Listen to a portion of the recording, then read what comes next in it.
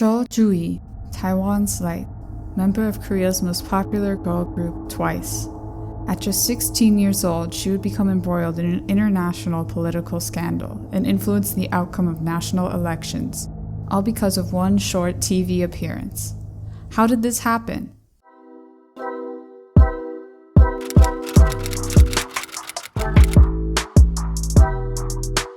Hi everyone, and welcome to Intellectual K-pop Analysis.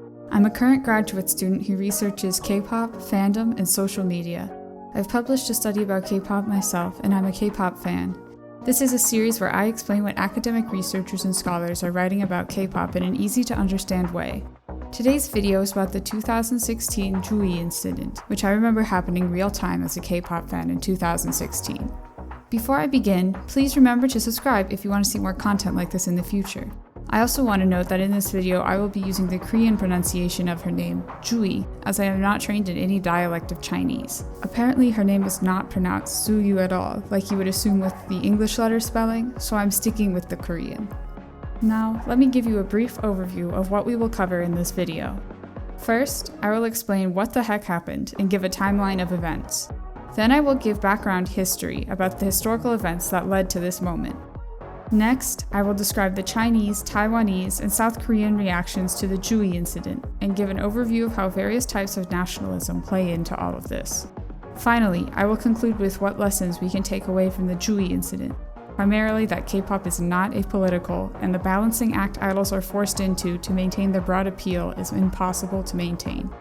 With all that said, let's get into what exactly happened during this Tzuyu Incident. A TLDR version of what happened is that Tzuyu, a Taiwanese member of the 9-member girl group TWICE under the label JYP, was given a Taiwanese flag along with the Japanese members of TWICE on a TV program. Taiwanese media later shared this as an example of Tzuyu being Taiwan's national pride, which sparked a huge backlash in mainland China due to the geopolitical situation between the two. But now I will give a more detailed timeline of events. My main source for this timeline is the Hallyu White Paper 2018, released by the Korean government and written by Korean media scholar Dubol Shim. November 2015. Tzuyu appears on the Korean program My Little Television with bandmates Momo, Mina, and Sana. The show's production team gives them flags representing each of their nationalities. Tzuyu is given a Taiwanese flag. This footage is not broadcasted. I can't find out why, but one big potential reason will become clear as I explain. January 2016. Taiwanese media is reporting closely on Tzuyu and her activities out of a sense of national pride, labeling her Taiwan's light. Eventually, a Taiwanese broadcaster gets a hold of the flag scene from My Little Television and airs it on a local Taiwanese broadcasting station. A few days later, Hwang An, a China-based Taiwanese singer, accuses Tzuyu of being a Taiwanese independence activist based on this footage. Chinese netizens begin a coordinated social media harassment campaign, attacking Tzuyu for violating the One China policy. In response, Huawei drops Tzuyu as an advertising model, and Anhui TV cancels TWICE's upcoming performance at the Spring Festival Gala. Going one step further, Chinese netizens even begin boycotting all of the artists that are a part of TWICE's record label, JYP, whose stocks suffered from this event. January 14, 2016. JYP issues 2 apologies and temporarily suspends all of Tsuyu's Chinese activities. January 15, 2016. The Tzuyu apology video is posted on JYP's official Weibo and YouTube, in which she states, 中国只有一个，海峡两岸是一体的。我始终为自己是一个中国人而感到骄傲。我作为一个中国人，在国外活动时，由于言行上的过失，对公司、对两岸网友的情感造成了伤害，我感到非常的抱歉。January 16, 2016. The Global Times, a tabloid affiliated with the Chinese government, warns against continuing to attack Tzuyu online, saying, "Today we have gained a promising Chinese beauty," and giving her the epithet of China's light. Shim describes the meaning behind the title as though generously embracing and rewarding a repentant traitor. On the other side of the strait, Tsuyu's apology video infuriates the Taiwanese public since it denies Taiwan's sovereignty. January 16, 2016, the same day. Taiwanese elections are being held at the same time as the incident unfolds. Due to the Tzuyu Incident swinging Taiwanese public opinion against mainland China, even the traditionally pro-Chinese Kuomintang party takes the position that the Taiwanese should not be forced to apologize for waving the Taiwanese national flag. Nonetheless, the Democratic Progressive Party, or DPP candidate Tsai Ing-wen, a pro-independence candidate, wins a landslide victory. After winning the presidential election, President Tsai Ing-wen declares, "No Taiwanese shall ever apologize for expressing his or her nationality during my presidency," demonstrating the wide-reaching effects of the Tzuyu Incident. Now that we have a general outline of the incident, we need to ask, why did this happen? Regarding the Tzuyu Incident, scholar Stephen Epstein notes, "Most striking is how an incident on South Korean television with a K-pop group had political effects for China and Taiwan, leaving Korea largely a bystander in a geopolitical dispute. So, how could an incident on South Korean TV lead to a landslide election victory in Taiwan? One of the most obvious reasons for why the effects of Tsuyu's apology became so wide-reaching has to do with the geopolitics of East Asia. I'll now give a very brief summary of the reasons and history behind why things are the way they are in China before discussing how this is relevant to the Tzuyu Incident.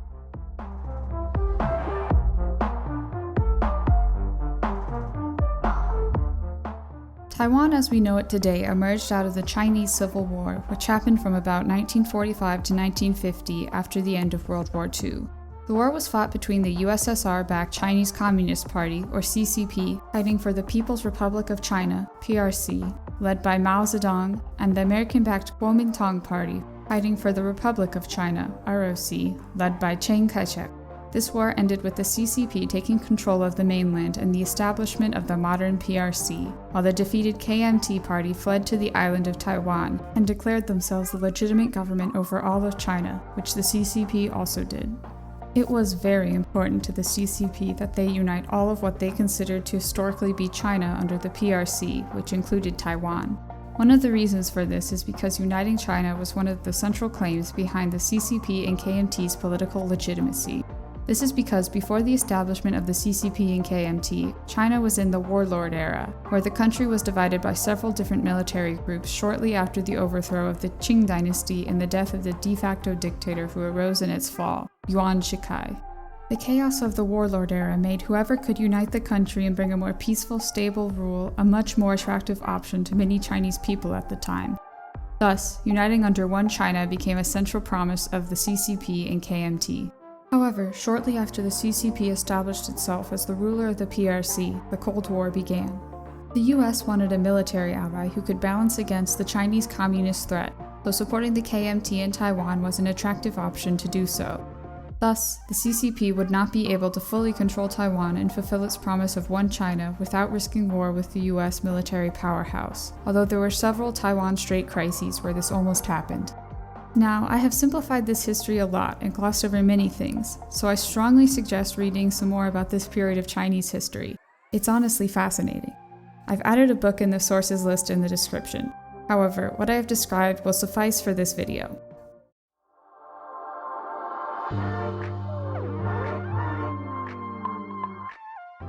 The One China policy is a diplomatic position held by the US government since 1979 and many other countries around the world, including South Korea in 1992, that recognizes and maintains official diplomatic ties with the PRC, not the ROC. This is because in order for a country to have an official relationship with the PRC, including trade in an embassy, they must recognize the One China policy and break off all official ties with Taiwan. If a country recognizes Taiwan officially in any way, the Chinese government will break ties, critically closing off its gigantic domestic market to trade.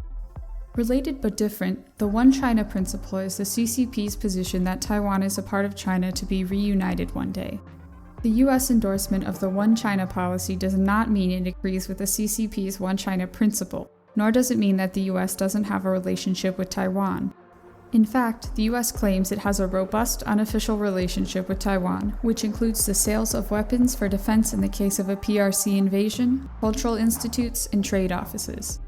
Officially, regarding reunification of the PRC and the ROC, the US opposes either side unilaterally changing the status quo, and has consistently stated its abiding interest in a peaceful resolution of cross-strait differences.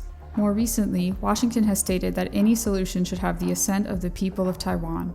For this reason, most countries do not refer to Taiwan as Taiwan or the ROC in official communications. In the Olympics, for instance, Taiwan is referred to as Chinese Taipei, and mainland Chinese officials prefer referring to it as Taiwan Province. The political situation of Taiwan is complex for all the reasons I've stated.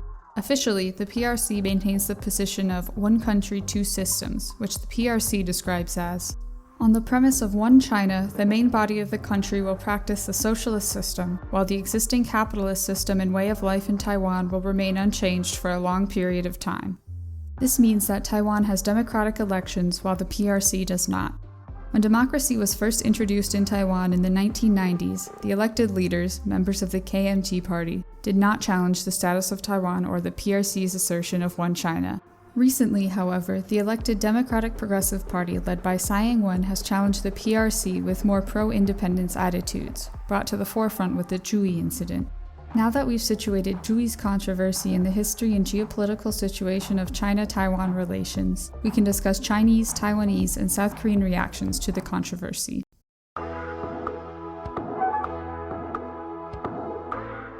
The Chinese reaction to the Tzuyu incident was an intensive online social media campaign calling for apologies and boycotts of both TWICE and JYP. The explosive online backlash from Chinese netizens that the Tzuyu incident inadvertently caused stems from how nationalistic the CCP has been since its creation. In fact, its nationalistic ideology sometimes even overrides communist belief. This nationalism rears its head in the general Chinese public with any disputed territorial claim of the CCP, such as in Taiwan, Hong Kong, Macau, and Tibet. This goes back to the foundational, central promise of the CCP to unite under one China, as mentioned earlier. So, to mainland China, Taiwan is a renegade province. Its flag signals activism for an independent Taiwan, which explains why the mere presence of a Taiwanese flag in a short segment of Korean TV could incite the intense international nationalist outcry witnessed after the Tzuyu incident.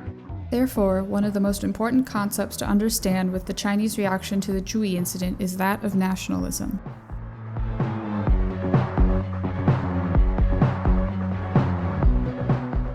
One of the most important theories for conceptualizing nationalism comes from Benedict Anderson, who defines the nation as an imagined community.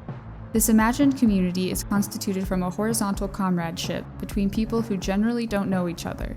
Although they have nothing in common, all of these people still imagine themselves as a member of the same group, the nation, which has a shared history, culture, values, and beliefs. Despite the nation being imaginary, its effects on people are real. Oftentimes, people willingly die for their country. In short, the fundamental goals of nationalism are national autonomy, national unity, and national identity, all of which show up in the Tzuyu incident. What happened in the Tzuyu incident can be called cyber-nationalism, as attacks in the name of the Chinese nation were primarily conducted online. The Tzuyu incident actually marked a noticeable change in form from previous examples of Chinese cyber-nationalism.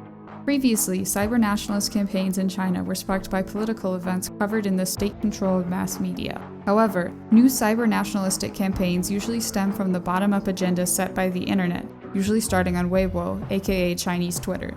Not only that, the Tzuyu incident and subsequent election of Tsai Ing-wen also marked the first occurrence of what Chinese communications scholar Hailong Liu observes as a Diba expedition. Diba refers to an online community formed around 2005 in a Baidu post bar, a web forum, for fans of Chinese soccer player Yi Li. However, for over a decade, Diba limited its nationalist social media wars to Baidu and Weibo.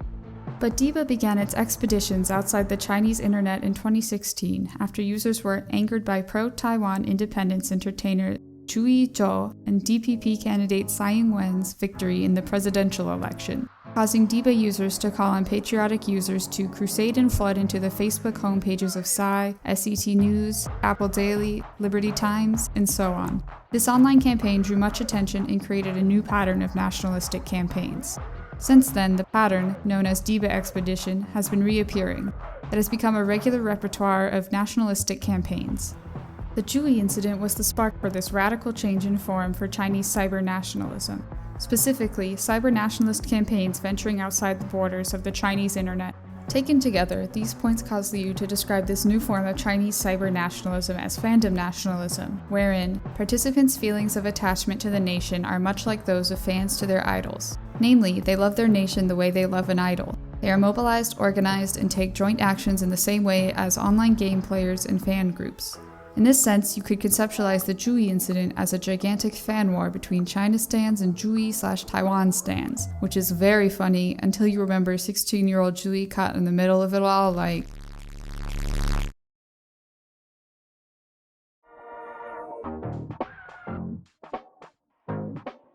The Taiwanese reaction was also nationalistic, like in the Chinese case. But while the Chinese netizens were offended by expressions of Taiwan identity, the Taiwanese were repulsed by Tsuyu's seemingly involuntary apology. Specifically, Taiwanese netizens were angry with the video for portraying Tzuyu much like a criminal, assuming the blame for the incident, thereby criminalizing the expression of one's Taiwanese identity. Similar to Taiwanese netizens, several scholars have analyzed Tsuyu's apology video as a text, and conclude the visual language of the video reads as a hostage video from the mise en scène, costume choice and color, and shot and scene composition. They point out how her black, shapeless turtleneck, lack of makeup, and plain gray wall background create a bleak atmosphere, like an ISIS hostage video. The video also specifically highlights Tzuyu as a vulnerable teenage girl by dressing her in a shapeless black turtleneck with no makeup, desexualizing her and depicting her as just a naive girl who does not know much about politics, but who worked so hard to make her dream, being a K-pop star, come true. Thus, Tsuyu's sexuality is controlled and shaped by JYP to appeal to the greatest number of fans. Typically, she would be the perfect image of female sexuality, but in a crisis situation like this, she should be a naive young girl. In a symbolic sense, she was there as a hostage of JYP in the K-pop system, as well as the geopolitical situation that led to this moment, which we discussed earlier. It's also important to consider the politics of apology at play in the video, namely who apologizes to whom and for what, which precisely reveals power struggles in the region. Next time you hear an apology, consider who is apologizing and for what, and see if you can figure out the power relations at play from that. The Taiwanese reaction to the apology video also has to do with the domestic political situation in Taiwan prior to the Tzuyu Incident, which I will now explain. One of the most important political events in Taiwan that set the stage for the Tzuyu Incident was the Sunflower Movement in March 2014. This movement, primarily engaged in by university students, was a collective expression of Taiwanese strong opposition to the incumbent KMT's pro-China tendency. Indeed, the Sunflower Movement was a catalyst for young Taiwanese to be more critically engaged with domestic politics, especially about cross-strait relations. For many involved in the movement at the time, the KMT's pro-China stance made Taiwan appear weak, allowing the PRC to further encroach upon Taiwan's sovereignty. Therefore, Taiwanese netizens were exasperated when the waving of the Republic of China flag was considered an act of the independence movement. To the many Taiwanese who endorse a Taiwan identity with a separate history and a different political system from the PRC, they feel bullied by the more powerful China. This is most apparent in the slogan Taiwanese netizens circulated, "Today's Tzuyu, tomorrow's Taiwanese people," demonstrating Taiwanese apprehension that this event would embolden China to take away their choice of Taiwanese identity. The Tzuyu Incident and the Taiwanese reactions to it demonstrate the culmination of the effects of the Sunflower Movement on political life in Taiwan. Specifically, it generated a salient and outspoken affirmation of Taiwanese identity during the presidential election, making the dormant sentiment of Taiwan's majority that they considered themselves Taiwanese visible above the surface. This sentiment became extremely apparent in the election held while the incident unfolded, where the incumbent KMT party shockingly reversed their historic pro-China stance in line with surging Taiwanese public opinion, and the pro-independence DPP won by a landslide. In sum, for many young Taiwanese at the time, the Tzuyu Incident was a foreboding example of their fears about China's increasing ability to enforce their nationalistic views on everyone, to the detriment of Taiwan.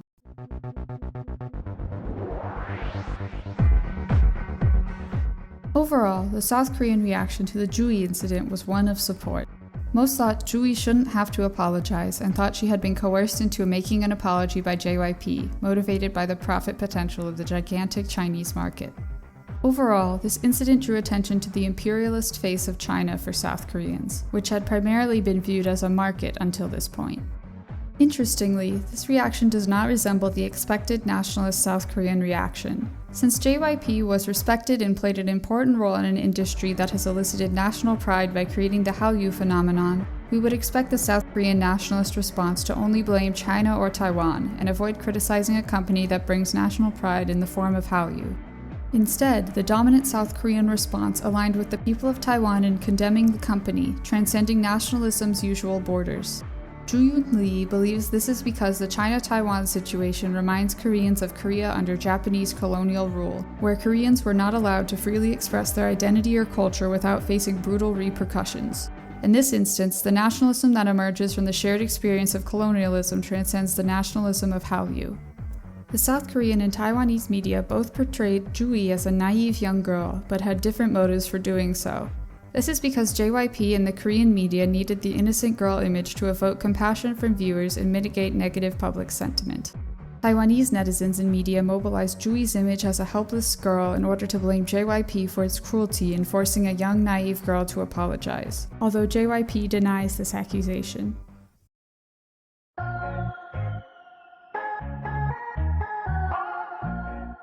The Tzuyu Incident highlights the many contradictory identities a K-pop idol must maintain to be successful. She is a Taiwanese teenage girl, a transnational idol, an artist, and a laborer. Her multiple identities show the many competing influences involved in facilitating her success: K-pop fans, K-pop management companies, idols, and governmental entities. How is it possible to meet all the demands of these competing entities in one package that is appealing transnationally? Zhu's controversy highlights the bigger, impossible contradiction all transnationally popular K-pop idols face, best explained by this quote from Olga Fedorenko. Within South Korea, Hallyu stars are compatriots, national representatives, cultural ambassadors, and patriotic role models. Yet Hallyu celebrities are also in an intimate relationship with their foreign audiences, who expect celebrities not just to come to their countries to earn money, but to care about them and calibrate public behaviors to please, or at least not offend, local sensibilities. For K-pop stars like Zhu to be appealing to the widest number of people, they must be apolitical. But to be popular in one's home country, K-pop stars must also be national representatives, an inherently political role which often conflicts with other countries' nationalisms, as was the case in the Tzuyu Incident. While many might think of waving a flag as an inherently neutral act, this isn't the case for countries whose very existence is contested.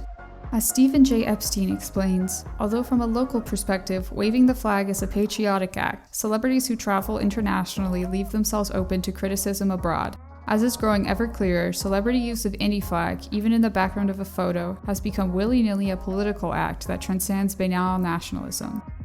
Unfortunately, what this ultimately means is that the transnational careers of Hallyu stars are in the hands of antagonistic nationalists, who troll on the internet, sign boycott petitions, and show up for protests. In sum, Zhu became Taiwan's light and a national Taiwanese icon thanks to the Tzuyu Incident, fueled by a Chinese cyber-nationalist campaign resembling fandom nationalism in response to Zhu's waving of the Taiwanese flag on a TV program in the subsequent landslide election of President Tsai Ing-wen. Zhu's apology video, which resembled a hostage video in which she acknowledged the One China policy, showed Taiwanese citizens a future where they couldn't express their identity openly due to pressure from the CCP. What this incident shows is that K-pop isn't an apolitical commodity. It is beholden to East Asian geopolitical forces, and potentially global geopolitical forces as K-pop's reach continues to expand. K-pop fandom's expansion overseas has created a place where an idol's identity is contested when nation, sovereignty, or territory are defined differently by Korean, Chinese, and Taiwanese communities. In short, the Tzuyu Incident shows the impossible demands placed upon K-pop idols by different conflicting and powerful forces. Okay, so we have covered a lot of ground and gone over many different concepts, so you should feel proud if you made it all the way to the end. What do you all think? Are there any other recent examples of this impossible position K-pop idols are in? Do you have any other questions or need more clarification on anything we've covered? Please leave a comment. I'd love to hear what you all think about this stuff, since I enjoy discussing K-pop at a deeper, more intellectual level. Please also feel free to correct me if you think I've made any mistakes. A lot of this stuff has been simplified for brevity's sake, but I did my best to avoid misrepresenting any of these scholars or events. I'm also planning to make more videos like this, so if you enjoyed this video, please subscribe and like this video if you want to see more. Every share and subscription helps me a lot at this stage. Share it with all your K-pop friends in group chats, or even just people who would be interested in this topic. I'm planning to cover K-pop from the perspective of other academic subjects, so if you have any specific topic you would like to see, please let me know in the comments. I also welcome any nicely worded constructive criticism on my video, so please let me know if you have any. All of the sources are linked in the description, as well as my social media. That should be all for now. Bye!